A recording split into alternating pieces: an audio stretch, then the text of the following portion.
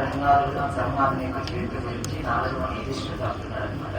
ఏ వ్యక్తి అయితే ప్రహ్లాదుని యొక్క నరసింహ భగవానుని యొక్క అవతార విశేషాన్ని వింటారో వారి యొక్క జన్మ సార్థకత అవుతుంది, వారికి అంతిమ వైకుంఠ ప్రాప్తి కలుగుతుంది, వారికి విష్ణు భక్తి కలుగుతుంది అని చెప్తూ నారదుని ఆ కథను ముగించిన పిమ్మట ఇంకా కొన్ని ఉపదేశాలు నారదుని యుధిష్ఠిర మహారాజుకు రాజసేవంలో శ్రీకృష్ణుడి యొక్క సన్నిధిలో అక్కడ ఎంతో మంది ఋషులు గొప్ప వాళ్ళందరూ ఉన్నారు.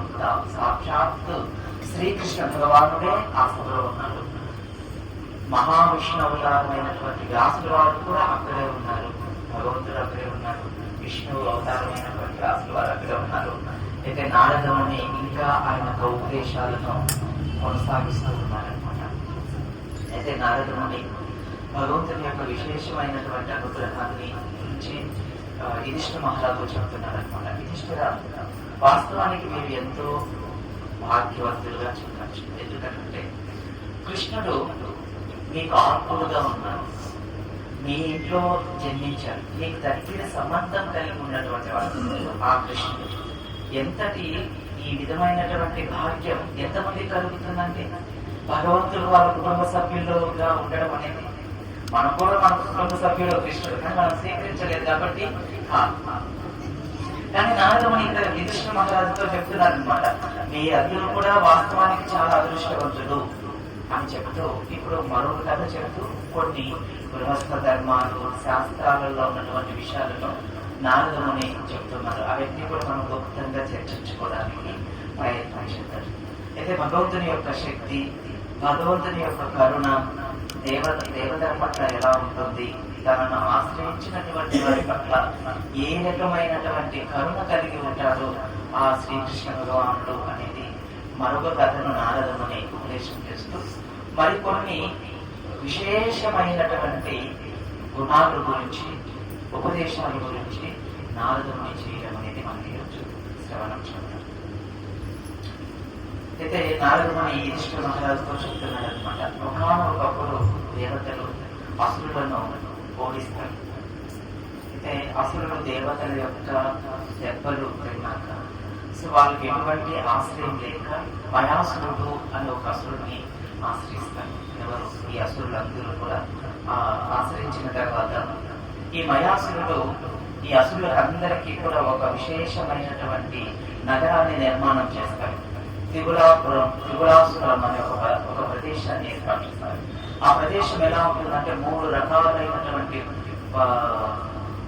రకాలలో విమాన ఆకృతిని కలిగి అవి ఆ నగరాల నిర్మాణం జరుగుతాయి. బంగారు, వజ్ర, వైఢూర్యాలతో ఆ యొక్క నగరం అనేది ఏర్పాటు అవుతుంది. అటువంటి నగరాన్ని ఈ అసురులకు ఏర్పాటు చేసి ఈ మయాసురుడు ఈ అసురులకు అందరికి ఇస్తాడు. ఎప్పుడైతే ఈ అసురులందరూ కూడా ఈ నగరంలో త్రిపురాపురం అనే ఈ నగరంలోకి వాళ్ళందరూ ప్రవేశించారో మళ్ళీ తిరిగి శక్తివంతులుగా తయారయ్యారు. ఎప్పుడైతే ఈ మయాసురుని యొక్క సహాయం చేత అసురులందరూ కూడా శక్తివంతులయ్యారో తిరిగి దేవతలపైకి దండయాత్ర చేశారు. ఇప్పుడు దేవతలు బాగా దెబ్బలు తింటున్నారు, వారు అసురులను ఓడించలేకపోతున్నారు. ఎందుకంటే మయాసురుని యొక్క శక్తి కారణంగా ఓడించలేకపోతున్నారు. ఈ యొక్క 3 నగరాలను ఏర్పాటు చేయడమే కాకుండా అమృత కుండం అనే ఒక ప్రదేశాన్ని కూడా ఏర్పాటు చేశాడు అసురుడు. ఎందుకంటే ఎవరైనా చనిపోతే ఆ గుండంలో పడవేస్తారనుకోండి, వాడు వెంటనే మళ్ళీ బతికి వచ్చేస్తారు. ఇలాంటి ఏర్పాటు చేసి వాళ్ళందరినీ కూడా స్వసశ్యామలంగా సుఖంగా ఉండేలా చేశారు. ఈ దంతులు కూడా ఇప్పుడు దేవతల పైకి వెళ్ళి దాడి చేస్తున్నారు. దేవతలు ఎన్నో రకాలుగా దెబ్బలు తింటున్నారు, వారిని ఓడించలేకపోతున్నారు. ఇప్పుడు దేవతలందరూ కలిసి కైలాసంలో ఉన్నటువంటి మహాదేవుణ్ణి ఆశ్రయిస్తారనమాట. ఓ మహాదేవ, నీవు ఒక్కడవే మాకు ఏకైక రక్షకుడివి, ఈ అసురుల నుంచి నువ్వే రక్షించాలి అని చెప్పి మహాదేవుని ఎప్పుడైతే అసలు దేవతలందరూ ప్రార్థించారో ఇప్పుడు మహాదేవుడు రథమైన అధిలోకించి ధనుర్బాణాలను ధరించి యుద్ధానికి వెళ్ళాడు అనమాట. అసురుల వైపు భీకరమైనటువంటి యుద్ధం జరుగుతుంది. ఎంతటి యుద్ధం అంటే ఆ యుద్ధంలో వేల బాణాలు వదిలేస్తుంటే ఆ బాణాలు అసురులకు కంఠాలు తగిలి చేతులు విరిగిపోయి వాళ్ళ శరీరాలు కుప్పలు పడిపోతాయి. ఈ యొక్క శరీరాలను తీసుకొని వెళ్ళి ఆ కుటుంబంలో పడివేస్తే వాళ్ళు మళ్ళీ బతికి వస్తున్నారు అనమాట. వాస్తవానికి ఇక్కడ మహాదేవుడు కూడా యుద్ధం చేసి అలసిపోతాడు. అంటే ఆయన అలసిపోడు, కథలో అలా జరుగుతుంది అనమాట. ఆయన ఒక లీల ప్రదర్శిస్తాడు అనమాట. సో ఏంటిది, ఎంత చంపినా మళ్ళీ తిరిగి వస్తున్నారనమాట. సో ఇప్పుడు ఏం చేయాలి? ఆ పరిస్థితిలో మహావిష్ణువు అక్కడికి రావడం జరుగుతుంది. అలానే బ్రహ్మ కూడా అక్కడికి రావడం జరుగుతుంది అనమాట. ఇప్పుడు బ్రహ్మ మహావిష్ణువు ఒక గోరూపాన్ని ధరించి, బ్రహ్మ ఒక దూడ రూపాన్ని ధరించి ఇప్పుడు వాళ్ళ ఇరువురు కూడా ఆ నగరంలోకి ప్రవేశిస్తారనమాట. ఆ నగరంలోకి ప్రవేశించి అమృతం ఏదైతే ఉందో వాళ్ళందరూ కూడా దేని చేత రక్షించబడుతున్నారు అంటే ఆ అమృతం చేత. ఎందుకంటే శివుడు భీకరమైనటువంటి యుద్ధం జరుగుతున్నప్పటికీ కూడా ఆ అసురులందరూ కూడా మళ్ళీ అమృతానంలో పడవేయడం వల్ల మళ్ళీ తిరిగి వాళ్ళు శివుని పైకి యుద్ధానికి వెళ్తున్నారు. ఇప్పుడు బ్రహ్మ విష్ణువు కలిసి ఏం చేశారు, గోరూపాన్ని ధరించి ఆ నగరంలోకి ప్రవేశించారు. సో ఆచారం అంటుందన్నమాట, ఆ నగరంలోకి వాళ్ళ ఇరువురు కూడా ఆవు దూడగా ప్రవేశించినప్పుడు ఆ దూడను ఆవును వాళ్ళందరూ కూడా అసురులందరూ కూడా అలా చూస్తూ ఉన్నారు. వాళ్ళందరూ చూస్తుండగానే ఆ అమృత గుండంలోకి ఆవు ప్రవేశించి ఆ గుండంలో ఉన్నటువంటి అమృతాన్ని మొత్తం తీసుకునేసింది. ఈ అసురులందరూ చూస్తూనే ఉంటారు, వాళ్ళు కూడా తాగుతున్నారు. సో చూస్తూ ఆవు వెళ్తుందా దూడ వెళ్తుందా అన్నా కానీ ఏం కాదు. కానీ ఆచార్యులు చక్కటి వివరణ ఇస్తున్నారు అనమాట. విష్ణు మాయ కారణంగా వాళ్ళు ఏమీ చేయలేకపోయారు అక్కడ. అంటే విష్ణు యొక్క మాయ అనేది ఉంటే ఏమో వాళ్ళు ఏం చేయలేరు అనమాట. విష్ణు మాయ కారణంగా ఏమి చేయలేని విధంగా వాళ్ళు అలా చూస్తూ వాళ్ళ కంటి ముందరనే చూస్తూ ఉండగానే ఆ అమృతం మొత్తాన్ని కూడా తాగేస్తారనమాట. ఎప్పుడైతే అమృతాన్ని తాగేశారో ఇప్పుడు మయాసుడు అంటున్నాడు అనమాట, ఇది ఎవరు తప్పించలేరు. కాబట్టి ఇప్పుడు ఏం జరుగుతుంది అనేది చూడడం అనడం. ఎప్పుడైతే ఈ విష్ణువు ఆ యొక్క అమృత గుండంలోకి ప్రవేశించి ఆ అమృతాన్ని మొత్తం కూడా తాగేసేసారు. సో వెంటనే శివుడి దగ్గరికి వెళ్ళి ఆయన అనుష్ఠానాలను వ్రతాన్ని అన్ని విష్ణువు శివుడికి ఇస్తాడు. అప్పుడు శివుడు ఆ రథం పైన ఆరోహించి ఈ యొక్క అసురులందరినీ కూడా వీటి విషయంగా సంతానాన్ని భయానకమైనటువంటి యుద్ధంలో ఆ అసురులందరూ కూడా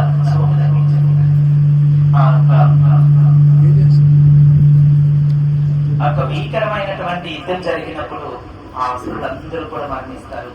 దేవతలు, గంధర్వులు, కిన్నరులు, కింపురుషులు అందరూ కూడా మహాదేవుని పైన పుష్ప వర్షాన్ని కురిపిస్తారనమాట.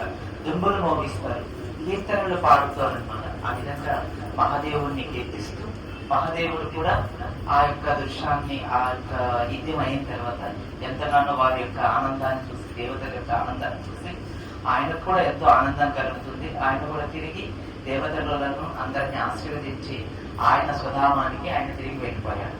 అలానే విష్ణువు కూడా వారి వారి యొక్క ప్రదేశాలకు వెళ్ళిపోయారు అని ఇది ఒక పెద్ద కథ. కానీ ఇక్కడ మనం చర్చిస్తున్నటువంటి కథాంశం ఏంటంటే నారదుని యొక్క ఉపదేశాలు ఎవరికి అంటే యుధిష్ఠిర మహారాజుకు. ఈ కథ ఇక్కడ ఎందుకు చెప్తున్నాడు నారదుని అంటే భగవంతుని యొక్క విశేషమైనటువంటి కరుణ ఎలా ఉంటుంది అని తెలియజేయడం కోసం యుధిష్ఠిర మహారాజుకు నారదుని చెప్తున్నటువంటి కథ. ఈ కథ మనం వేరే వేరే పురాణాలలో చాలా విస్తృతంగా పెద్దగా చర్చించాలి. ఇక్కడ నారదుని ఇంతవరకే దాన్ని చెప్పి మరొక వర్ణాశ్రమ ధర్మం గురించి, గృహస్థ ధర్మం గురించి, గృహస్థ అయినటువంటి వ్యక్తి ఏ విధంగా వ్యవహరించాలి ఈ విధంగా చెప్పినటువంటి శ్రవణం చేసిన తర్వాత నారదుని దగ్గర నుంచి యుధిష్ఠిర మహారాజుకు ఎంతో ధైర్యం, ఆనందం కలిగింది. ఇప్పుడు మరికొన్ని ప్రశ్నలను యుధిష్ఠిర మహారాజు నారదుని అడుగుతున్నారు. ఓ నారద మహర్షి, మీరు వాస్తవానికి ఈ మానవ జాతి అందరికీ కూడా వారిని ఉద్ధరించడం కోసమే మీరు అవతరించి ఉన్నారు. ఒక సాధువులాగా ఒక మానవుడు ఏ రకమైనటువంటి ధర్మాన్ని పాటించాలి, ఎలా ఉండాలి, ఇది దయచేసి మాకు ఉపదేశం చేయండి అని చెప్పి నారదముని యుధిష్ఠిర మహారాజు నారదముని అడుగుతున్నాడు అనమాట. ఇప్పుడు నారదముని మరికొన్ని సూత్రాలను ఉపదేశం చేస్తూ ఆయన ఏం చెప్తున్నారంటే ఆ దేవాది దేవుని పట్ల, శ్రీహరి పట్ల ఏ విధంగా మనం భక్తిని పెంచుకోవాలి, మొట్టమొదటి మనం బాగా అర్థం చేసుకోవాలి. నారదుని ఉపదేశం చేస్తున్నారు. వేద జ్ఞానం అనేది చాలా చాలా ప్రమాణకమైనటువంటిది. రోజు మానవుడు అంటే రాజు అయినటువంటి వ్యక్తి కావచ్చు, లేదా ఎవరైనా కావచ్చు, బ్రాహ్మణ, క్షత్రియ, వైశ్య, ఈ 3 వర్గాలలో ఉన్నటువంటి వారికి ఈ ఉపదేశాలను చేయడం జరుగుతుంది అనమాట. ఇక్కడ అదే రాస్తారు. ఈ 3 వర్గాల వారికి ఉపదేశం చేస్తూ ఉన్నారు. వాస్తవానికి అన్ని వర్గంలో ఉన్నటువంటి వారికి ఈ యొక్క ఉపదేశాలు ఉపయోగపడుతున్నాయి. ఎందుకనంటే వర్గము అనేది మనకు భగవద్గీతలో చెప్పుకున్నప్పుడే మనం విన్నాం. చాతుర్వర్ణ మయా సిస్టం గుణకర్మ విభాగశాన్ అనేసి ఈ 4 రకాలైనటువంటి వర్ణాలను స్వయంగా సాక్షాత్ భగవంతుడే ఏర్పాటు చేశాడు అని భగవద్గీతలో చెప్పారు. కృష్ణుడే స్వయంగా చెప్తున్నాడు. 4వ అధ్యాయం మీరు చదివితే అది మీకు అర్థమవుతుంది. ఎందుకు ఏర్పాటు చేశారు ఈ చాతుర్వర్ణాలను అంటే, మనం ఆ వేద జ్ఞానాన్ని పొంది భగవంతుని సేవించుకుంటూ వైరాగ్యాన్ని పెంపొందించుకొని అంతిమన మనం భగవంతుని చేరుకోవడానికి ఈ యొక్క 4 వర్గాలు కూడా ఒకరికి ఒకరు తోడ్పడుతూ కృష్ణుని సేవించుకోవడానికి పరంధామమైనటువంటి గోలోక బృందావనాన్ని చేరుకోవడం కోసం ఈ యొక్క 4 ఆశ్రమాలను 4 వర్ణాలను భగవంతుడే స్వయంగా ఏర్పాటు చేశాను అని భగవద్గీతలో 4వ అధ్యాయంలో స్వామి స్వయంగా ప్రస్తావిస్తున్నాడు. అదే నారదుని ఇక్కడ యుధిష్ఠిర మహారాజు చెప్తున్నాడు. వాస్తవానికి మానవ జన్మను తీసుకున్నటువంటి వ్యక్తి ముఖ్యంగా క్షత్రియులు. ఎందుకు క్షత్రియుల గురించి ముఖ్యంగా చెప్పవలసి ఉందంటే, వాళ్ళు ప్రజలను పాలించే నాయకులు. ప్రజలను పాలించే నాయకుడు ఎలా ఉండాలి అనేది మనం తెలుసుకోవాలి. ఇక్కడ నారదుని కూడా చెప్తున్నాడు. అతను మొట్టమొదట వేద జ్ఞానం తెలిసి ఉండాలి. చాలా విషయాలు చర్చించారు, మనం కొన్ని చెప్పుకుంటున్నాం. వేద జ్ఞానం తెలిసి ఉండాలి. ఎవరినైనా మనం రాజుగా ఎంచుకుంటున్నాం అనుకో, మనం ఓటు వేస్తున్నాం కదా. ఇక్కడ మనం ఎవరికి తోస్తే మనం డబ్బులు ఇచ్చిన వారికి మనం ఓటు వేస్తున్నాం. కానీ ఆ రోజుల్లో నారదుడు చెప్తున్నారు, రాజు అయినటువంటి వ్యక్తి ఎటువంటి జ్ఞానం కలిగి ఉండాలంటే వేద జ్ఞాన పారాయణుడై ఉండాలంట. ఆయన ఎల్లప్పుడూ కూడా ఆ శ్రీకృష్ణుని పట్ల అనన్యమైనటువంటి భక్తి భావన కలిగి ఉండాలి. నిరంతరం ఆయన శాస్త్రాధ్యాయం చేస్తూ ఉండాలి. భగవన్ నామ భక్తుడై ఉండాలి. భగవంతుడికి ప్రేమైనటువంటి వ్యక్తిగా ఉండాలి. వేదమంతా కూడా తెలిసి ఉండాలి. అటువంటి వాడు ప్రజలను రక్షించగలుగుతాడు అని చెప్పేసి నారదుని చెప్తున్నాడు అన్నమాట. అటువంటి చైతన్యంతో ఉన్న వ్యక్తే ప్రజలను అర్థం చేసుకోగలుగుతాడు. వారికి కావలసినటువంటి సౌకర్యాలను ఇవ్వగలుగుతాడు.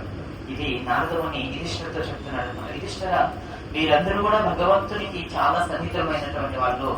మీరు ఈ విధమైనటువంటి సేవను, మీరు క్షత్రియులుగా మీరు పుట్టినందుకు మీరు ఈ సేవను మీరు చేయాలి అని చెప్పి నారదుని అక్కడ యుధిష్ఠిర మహారాజుకు బోధిస్తూ ఉన్నట్లు మనకు భాగవతం ద్వారా చెప్పబడుతుంది. తర్వాత నారదుని ఇంకా ఇలా చెప్తున్నాడు అనమాట.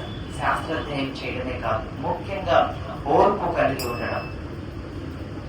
రోజుకు భగవంతుని శ్రీసంధ్యాలలో భగవన్ నామస్మరణ చేయడం, గురువును స్మరణ చేయడం, ఇంద్రియాలను నిగ్రహించుకోవడం, మనో నిగ్రహం కలిగి ఉండడం, బ్రహ్మచర్యం పాటించడం, శాస్త్రాధ్యాయం చేయడం, ముఖ్యంగా దానం చేయడం, ఇవన్నీ కూడా సరళమైనటువంటి గుణాలను, ఇటువంటి సరళ గుణాలను మానవుడు పెంపొందించుకోవాలి.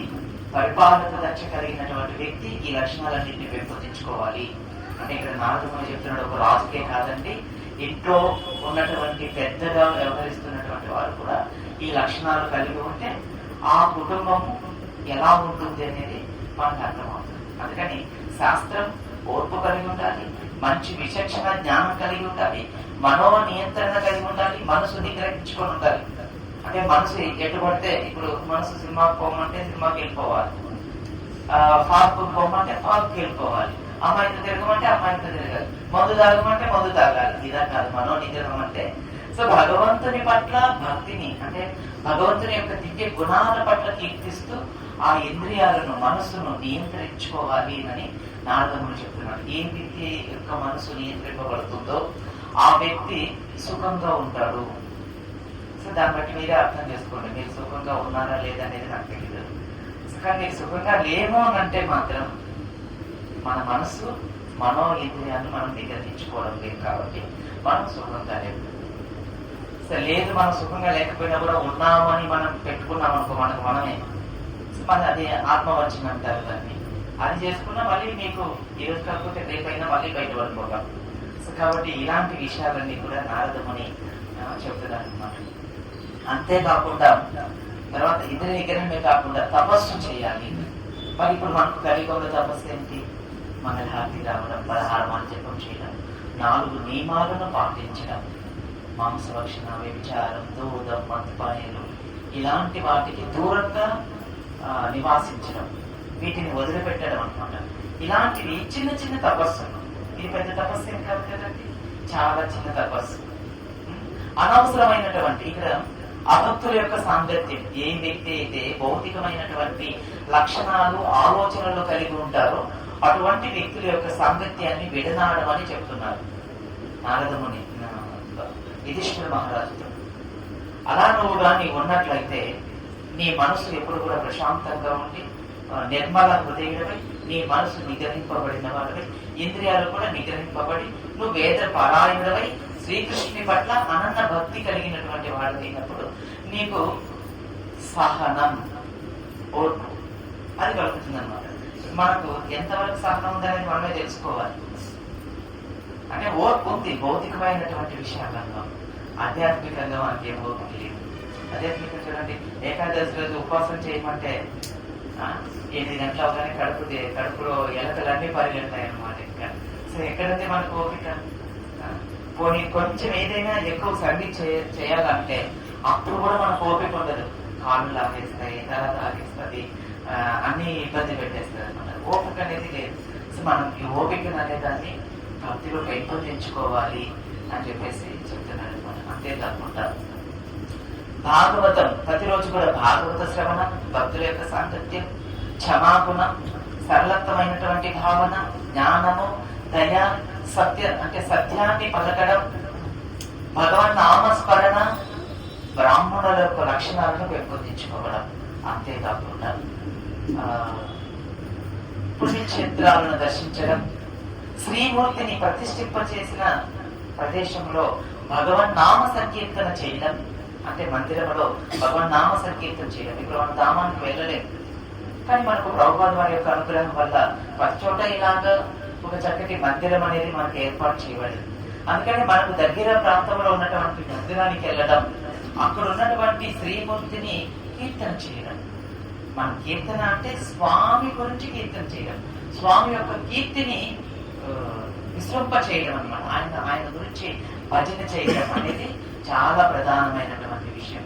అక్కడ ఆ విధంగా పుణ్యక్షేత్రాలను దర్శించడం, పుణ్య శ్రవణ కీర్తనం చేయడం, ఆ విధంగా భక్తి యొక్క సంబంధించినటువంటి విషయాల గురించి ఆలోచన చేయడం, భగవంతుడికి అర్పించినటువంటి ప్రసాదాన్ని స్వీకరించడం, తిలకాన్ని ధరించడం, కంఠమాలను ధరించడం, చక్కటి ప్రవచనం శ్రవణం చేయడం, లేదా భాగవతాన్ని చదవడం, ఈ విధమైనటువంటి సేవను మనం ప్రతిరోజు చేయాలి. దీన్నే వేద జ్ఞాన పారాయణం. అంటే మనం వీటిల్లో ఎన్ని చేస్తున్నామో అనేది మనం ఆలోచించుకోవాలి. ఈ లక్షణాలు మనలో పెంపొందించుకుంటే నిజంగా ఆ వ్యక్తి ఎంతో ప్రశాంతుడుగా ఉంటాడు అని చెప్పేసి నారదముని చెప్తున్నాను. కాబట్టి నీవు యుధిష్ఠిర, ఈ భూమిని పరిపాలించే రాజు కనుక నీవు ఇటువంటి లక్షణాలన్నీ కూడా మీరు పెంపొందించుకొని ఆ భగవంతుడు మీకు చాలా సన్నిహితంగా. ఆశ్చర్యం ఏంటి అంటే ఇక్కడ ఆచార్యులు ఒక విషయాన్ని ప్రస్తావిస్తున్నారు అనమాట. ఇక్కడ నారదముని ఈ ఉపదేశాలన్నీ కూడా కృష్ణుని యొక్క సన్నిధానంలోనే చేస్తున్నారంట. ఈ రాజసూయ యాగంలో కృష్ణుడు ఆ యొక్క సభలో ఆసనం పైన కూర్చొని ఉండగా యుధిష్ఠిర మహారాజుకు ఈ ఉపదేశాలు, మనం ఇంత ప్రహ్లాదుని యొక్క చరిత్ర 3 వారాల నుంచి చెప్తున్నాం కదా, ఇవన్నీ కూడా నారదుని యొక్క ఉపదేశాలే యుధిష్ఠిర మహారాజుకు చెప్తున్నటువంటిది శిశుపాలుని సంహరణ తర్వాత. సో ఇవన్నీ కూడా కృష్ణుని యొక్క మధ్యలో కూర్చొని కృష్ణుడు వింటూ ఉండగానే నారదుడు ఈ యొక్క విషయాలన్నింటినీ కూడా యుధిష్ఠిర మహారాజుకు చెప్తున్నాడు అనమాట. సో మనం అర్థం చేసుకోవాలి, నారదుని యొక్క ఉపదేశాలు మానవులకు ఎంత ఉపయోగకరమైనటువంటిది, ఎంత లాభదాయకమైనటువంటిది. అందుకని మనం కీర్తన కూడా పాడుకున్నాం, నారదముని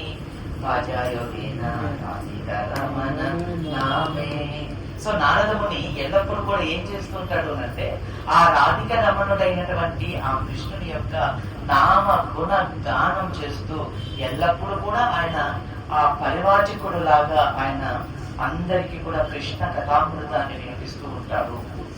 సో అది నారదముని యొక్క గొప్పతనం. ఈ విధంగా వేద జ్ఞానాన్ని గురించి నారదముని చెప్పిన తర్వాత మళ్ళీ మరికొన్ని ఉపదేశాలను నారదముని చెప్తున్నాడు అనమాట. నారదముని ఇంకా ఇలా చెప్తున్నాడు అనమాట.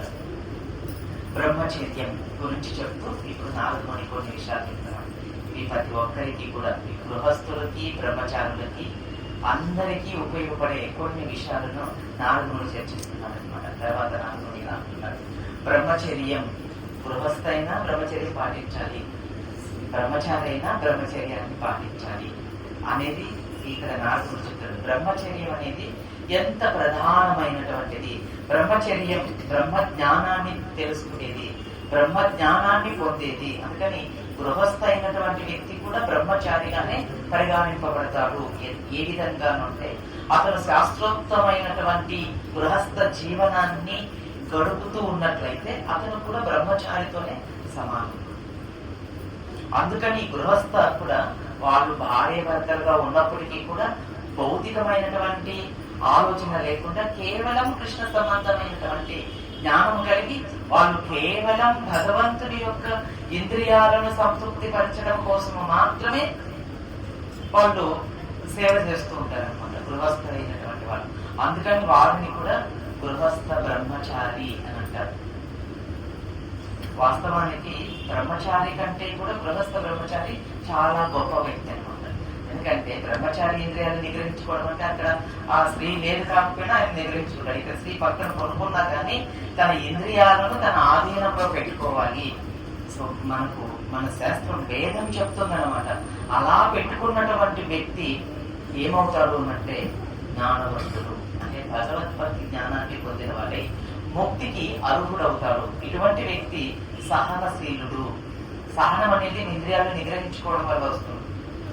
కాబట్టి అటువంటి సహనాన్ని పొందడం, ధర్మాన్ని ఆచరించడం. ధర్మం ఆచరించాలంటే తపస్సును మనం ఆచరించాలి. ఈ విధంగా దేవర్షి నారదముని ముక్తిని పొందడానికి గృహస్థ అయినటువంటి వ్యక్తి ఎల్లప్పుడూ కూడా సాధుసంగం చేయాలి, భగవంతుని యొక్క కథాశ్రవణంలో నిమగ్నం అవ్వాలి.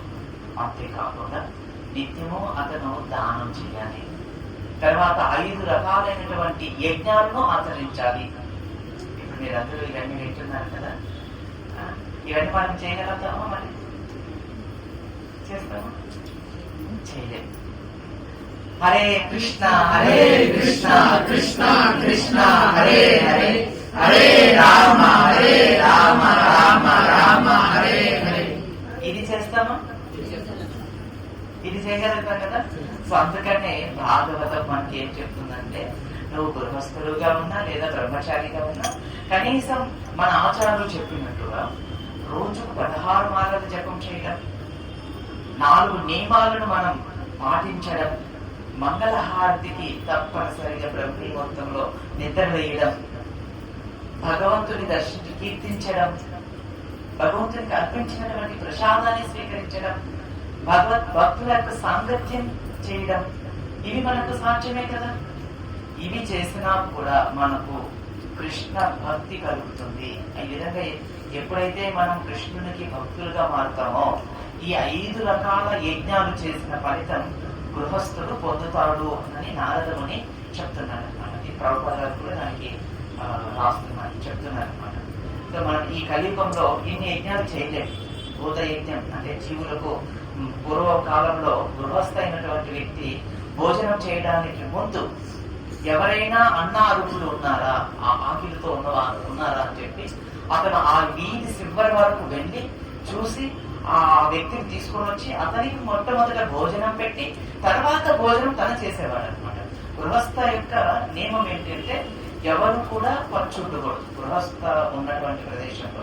అందుకని గృహస్థ అయినటువంటి వ్యక్తికి ఎక్కువ బాధ్యతలు కలిగి ఉంటాయి. అందుకని అతనే ఎక్కువ భక్తి చేయాల్సింది కూడా. అందుకని మాకు చాలా బాధ్యతలు ఉన్నాయి, మాకు మంగళార్తికి రావడం కుదరదు, జపం చేయడం కుదరదు అనుకుంటే మళ్ళీ అంతే కదా, ఈ ప్లేస్ ఏమన్నారాయణ అయిపోతుంది మన జీవితం. ఇంకా దుఃఖమయంలోకి పడతాం. ఇప్పుడు ఉండేదే దుఃఖం, ఇంకా దుఃఖం లేకుంటాం. మనం ఎన్ని కారణాలు చెప్తున్నాం, మరి పోనీ ఇవన్నీ మనం చేస్తున్నామా? ఆ పొలానికి అన్నం పెట్టాం. ఇంటికి బంధువులు వస్తే వీళ్ళు ఎప్పుడు వెళ్ళిపోతారా అనుకుంటుంటాం. ఎప్పుడు వెళ్ళిపోతే చాలా స్వామి అనుకుంటారు ఉంటాం. ఒకవేళ పోలేదు 2-3 రోజులు కూర్చున్నాడు అనుకో, ఇంకా పాత్రలు పగిలిపోతూ ఉంటాయి లోపల. వాడు వెళ్ళిపోయేంత వరకు అదే సిచ్యువేషన్ ఉంటుంది. మరి గృహస్థ ధర్మాన్ని మనం ఎలా పాటిస్తాం? ఎలా పాటిస్తాం? కానీ ఆ రోజుల్లో అటువంటి నియమము గృహస్థ పాటించేవారు. అందుకని వాళ్ళు సుఖంగా ఉండేవారు, వాళ్ళు ఎంతో సంతోషంగా ఉండేవారు. అంతేకాకుండా బ్రాహ్మణులకు, జీవులకు, ఇంట్లో ఎన్నో జీవులు ఉంటాయి. మనం ఇంట్లో ఉన్నాం అనుకోండి, ఇంట్లో మనం ఒక్కరమే ఉంటాం. మన ఇంట్లో కుక్కలు ఉంటాయి, పిల్లలు కూడా ఆహారానికి వస్తాయి. వాటికి కూడా ఆహారం పెట్టాలండి. గృహస్థ అయినటువంటి వ్యక్తికి ఈరోజు కుక్కలు పట్టి కొట్టేస్తున్నాం. కుక్కలు భోజనానికి ఇంటికాడికి వస్తే వాటిని కొట్టేస్తాం, గలిచేస్తాయి. వాటికి అంత అన్నం పెట్టాం. తిన్నాక వెళ్ళిపోతాయి కదా, తరివేస్తే పోతాయి. కానీ అంత అన్నం కూడా వాటికి పెట్టాం. అంత ఈ పక్షులకు కూడా ఆహారం వేయం. ఎందుకంటే పక్షులు వచ్చి ఇంటికాడ గలిచేస్తాయి అనేసి మనం ఈ భూములకి వచ్చి గలీజ్ చేస్తున్నాం, శుభ్రపరుస్తున్నామా? మనం ఇంకా వాటికంటే వరస్ట్ చేస్తున్నాం ఇక్కడ. సో ఆ విషయం మనకు అర్థం కావడం కదా. ఎన్ని సర్వనాశనం చేస్తున్నాం, శాస్త్రాన్ని సర్వనాశనం చేస్తున్నాం, పితృదేవతలను ఆరాధించడం లేదు, ఎటువంటి నియమాలు మనం పాటించడం లేదు, ఇవేవి కూడా మనం ఆచరించడం లేదు. మరి జీవితంలో సుఖం సంతోషం రావాలనుకుంటున్నాం. ఎలా వస్తుందండి? ఋషియజ్ఞం రోజు మనం భగవద్గీత భాగవతం అధ్యయనం చేయాలి. ఎంతమంది గృహస్థులు ఇంట్లో భగవద్గీత ఉందండి? చాలా సంతోషం. ఇప్పుడు దించేయండి చేసినట్టు. ఎంతమంది ఈ భగవద్గీత భాగవత రామాయణాలను చదువుతున్నారు రోజు? 1 మంది. చాలా సంతోషం. సో వాళ్ళందరికీ కూడా హరే కృష్ణ మంత్రం చెప్పండి. హరే కృష్ణ హరే కృష్ణ కృష్ణ కృష్ణ హరే హరే, హరే రామ రామ రామ హరే హరే. సో ఖచ్చితంగా మన ఇంట్లో భగవద్గీత ఉండాలి.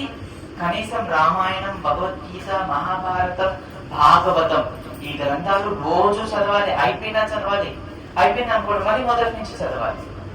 మనం అప్పుడప్పుడు మనకు కుదిరితే సాధువులను మన ఇంటికి పిలిపించుకొని మన జాతకం తెప్పించుకోవాలి కదా.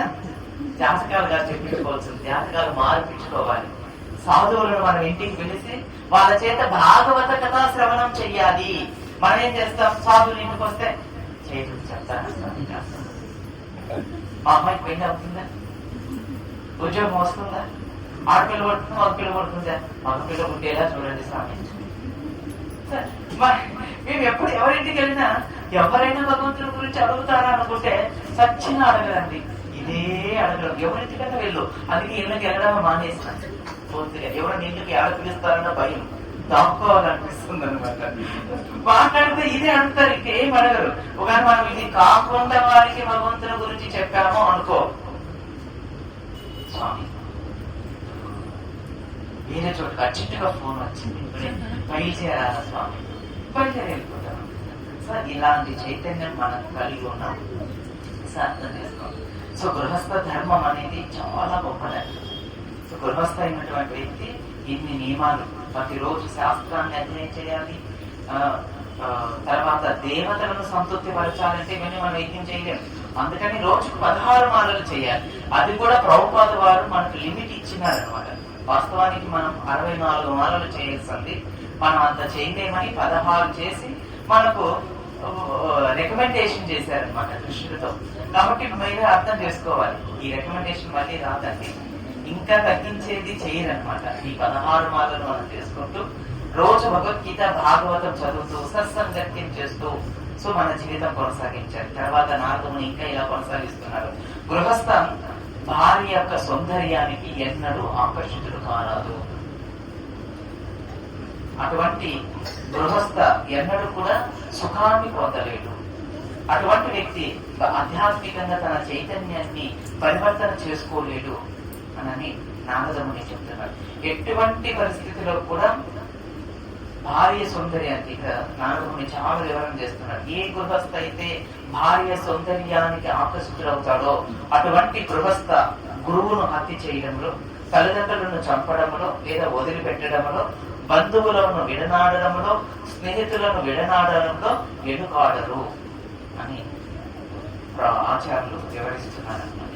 అందుకని ఏ పురుషుడు కూడా స్త్రీ పట్ల అంత ఆకర్షణీయంగా ప్రవర్తించరాదు. అలా ప్రవర్తించినట్లయితే అతను తప్పనిసరిగా ఇటువంటి కార్యాలకు పునాది వేస్తాడు, అంటే ఇన్ని దోషాలకు వాడు కారకుడవుతాడు అని చెప్పి నారదముడు చెప్తున్నాడు అనమాట. అందుకని కేవలం మానవ జీవితం అనేది కేవలం ఆత్మ సాక్షాత్కారాన్ని పొంది భగవంతుణ్ణి పొందడానికి మాత్రమే ఉద్దేశించబడి ఉంది అని చెప్పి నారదముడు చెప్తూ మరికొన్ని విషయాలను ఆయన తెలియపరుస్తూ ఉన్నాడు అనమాట. అంటే మానవుడు ఎటువంటి ధర్మాన్ని పాటించాలి, మానవుడి యొక్క ధర్మం ఎట్లా ఉండాలి, మానవుడు అయినటువంటి వాడు శ్రీ విగ్రహారాధన ప్రతిరోజు కూడా విగ్రహారాధనలో పాల్గొనాలి, పురాణ ఇతిహాసాలను ప్రతిరోజు శ్రవణం చేయాలి, సత్సాంగత్యములో కురుక్షేత్రము, బృందావనము, మధుర, ద్వారక, రామేశ్వరం,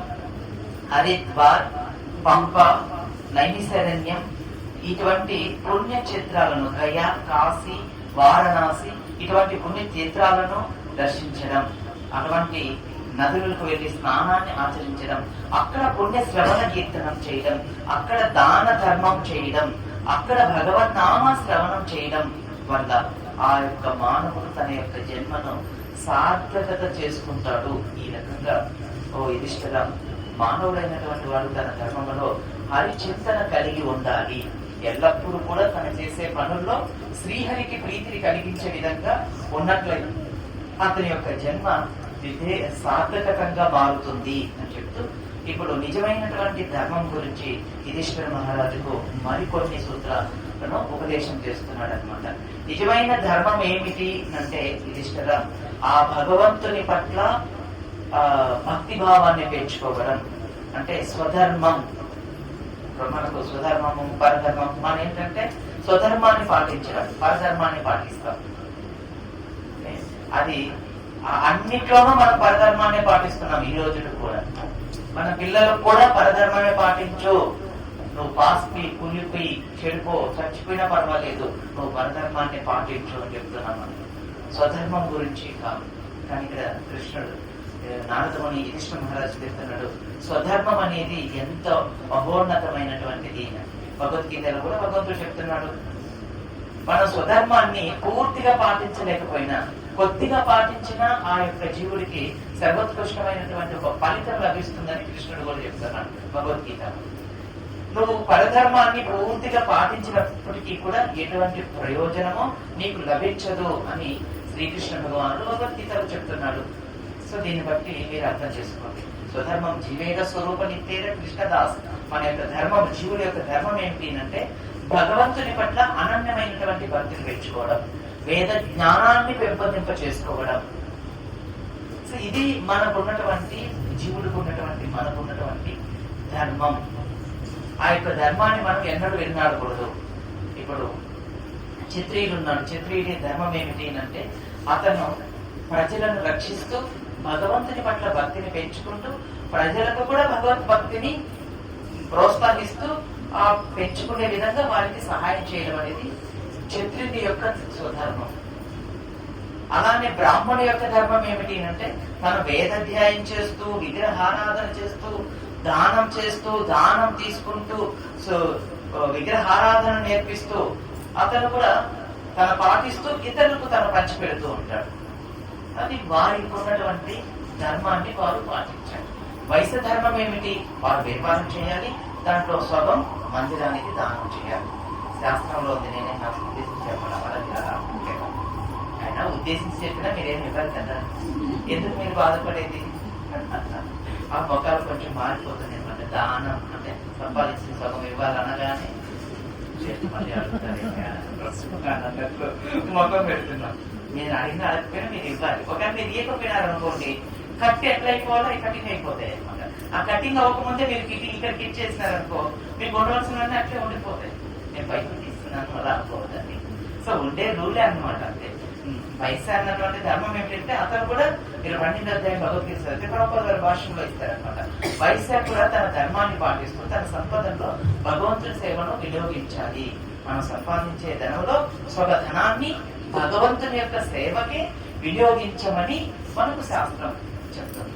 వేదం మనకి ఏం చెప్తుంది అంటే మనం సంపాదించినటువంటి సంపదను 5 భాగాలుగా విభజించింది వేదం. 5 భాగాలుగా విభజించిందండి. 20% మనం మన కోసం, మరొక 20% పిల్లల కోసం, మరొక 20% దాన ధర్మాల కోసం, మరొక 20% భగవంతుని కోసం. దాన ధర్మాలు వేరు, భగవంతునికి వేరండి. మనం ఏం చేస్తామంటే జనాలకు చేస్తే అది భగవంతునికి పెడతాం, భగవంతునికి చేస్తే ధనాలు పెడితే వాళ్ళకి చేస్తే వీళ్ళకు. అంటే మనం ఎక్కడ కరెక్ట్ గా చేయము. అక్కడ కూడా మనం ఏదో ఆశించి చేస్తాం, ఇక్కడ కూడా మనం ఏదో ఆశించి చేస్తాం. మనం ఏమి ఆశించినట్లు బిల్డప్లు ఇస్తూ ఉంటాం.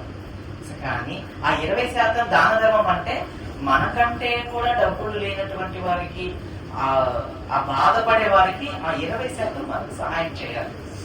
ఇప్పుడు వివాహానికి డబ్బు కావాలి, వారికి నీ దగ్గర ఉంది ఇవ్వాలి. చదువుకోవడానికి డబ్బు లేదు, నీ దగ్గర ఉంది తీసుకోవాలి, ఇవ్వాలి. దాన్ని దానం అన్నారు. మరి భగవంతుని సేవకు 20% పెట్టాలి. మళ్ళీ అది దానం కిందకి రాదండి, అది దానం కిందకి రాదు. మీరు దానం వేసుకుంటారు. మనం ఎప్పుడైనా డొనేషనరీ గా ఉంటే మా పే చేస్తారు.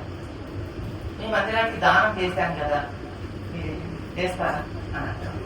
సో మనం భగవంతుడికి దానం చేసేంత స్థితి మనకు లేదు. భగవంతుడు దానం చేస్తే మనం బతుకుతున్నాం, అంతే కదండి. దేవతలు మన పట్ల అనుగ్రహిస్తే మనం ఊపిరి పీల్చుకుంటున్నాం, ఆహారం తింటున్నాం, నిద్రపోతున్నాం. ఇది భగవంతుని యొక్క అనుగ్రహంతో జరుగుతుంది. అందుకని కృతజ్ఞతగా మన వంతుగా మనం స్వామికి ఒక భాగం స్వామి సేవకే కేటాయించాలి. దాంట్లో ఎటువంటి ప్రతిఫలాపేక్ష లేదు, రాకూడదు కూడా. లోపలికి రాకూడదు, బయటికి రాకూడదు. ఇది మనం నేర్చుకోవాల్సింది. వేదం అదని చెప్తుంది.